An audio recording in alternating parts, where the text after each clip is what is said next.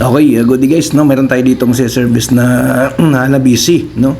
So meron daw itong error guys. Ang gawin natin, testingin natin kung anong error nito, no? So sabi ng customer, mayroon tong error, no? So nandito tayo ngayon guys sa Howard Village, no? Malapit sa SM Santa Rosa. No, so ito po ay Hanabishi.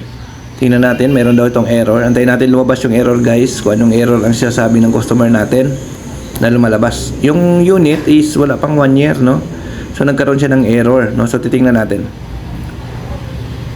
Ayan, antayin lang natin, no?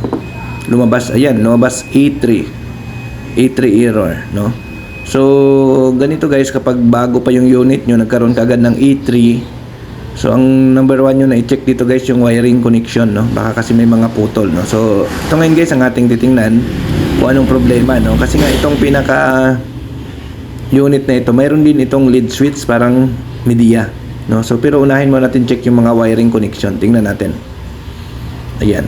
So silipin natin yung mga ilalim dito, tingnan natin. So una buksan natin to dito banda sa may malapit sa mga sensor, no? Sa mga inlet valve. Tingnan natin. Tingnan natin kung mayroon siyang mga wiring na putol. Yan, ilawan natin guys para makita natin kung may mga ngat-ngat dito, no? So ayan. Buksan natin to guys, no, para makita natin kung saan nagmula yung A3 error ng Hanabishi. Ayan. So gamit lang tayo ng screwdriver, buksan natin to, no. Inangat lang natin yung pinaka top cover niya para makita natin to yung loob. Ayan. So Hanabishi A3 error. Ayan, tingnan lang natin. So mga gusto pala magpo-service, no, mag-message lang kayo sa aming Facebook page o tumawag kayo guys sa ating cellphone number, no. Kami po ay nagse-service ng Cavite, Laguna, Batangas hanggang Parañaque. Ayan. So dito guys nakita na kagad natin yung ebidensya. Ayan, no.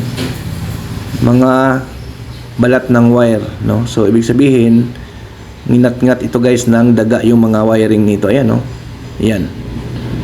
Balat ng wire, may mga putol na wiring, no. So yun nga sinasabi ko guys, no, pag washing machine, pag nagkaroon ng error, double check nyo rin yung wiring, no, kasi usually kung okay naman yung mga parts niyan, sa wiring naman kasi paborito talaga ng mga daga kainin mga wire ng automatic washing machine. So yan, ito kitang-kita yung ebidensya guys. Ayan, mga balat ng wire na pinagkainan, no. So gagawin namin guys dito, dudugtungin lang natin yung wire ng mga naputol. Sa mga pagdugtong ng wire dito guys, hindi naman kayo malito kasi naka-color coding naman yan, no? Kung anong color yung naputol, yun lang din yung idugtong nyo. Gamitan nyo lang guys ng electrical tape para walang grounded, no, na mangyayari.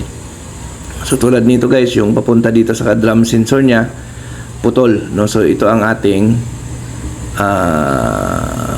iayusin, no? Okay, so ayusin muna natin to guys, no?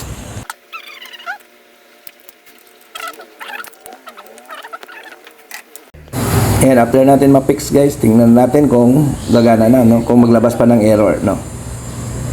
So yan, no? So titesting na natin guys, no? So wala na siyang error na nilabas, no? Nilagay na natin siya sa spin. Antayin natin umikot to guys, no? Ayan.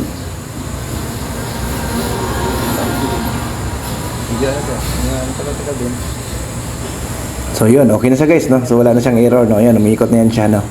So yun, ang naging problema niya guys, ngat-ngat lang ng daga, no? Okay, so sana makatulong yung video natin, no, pagdating sa Hanabishi na A3 error, no? So ang A3 error ng Hanabishi guys, door switch or lead switch or ngat-ngat ng daga ang may problema. Okay, no? So thank you sa panonood. Bye-bye.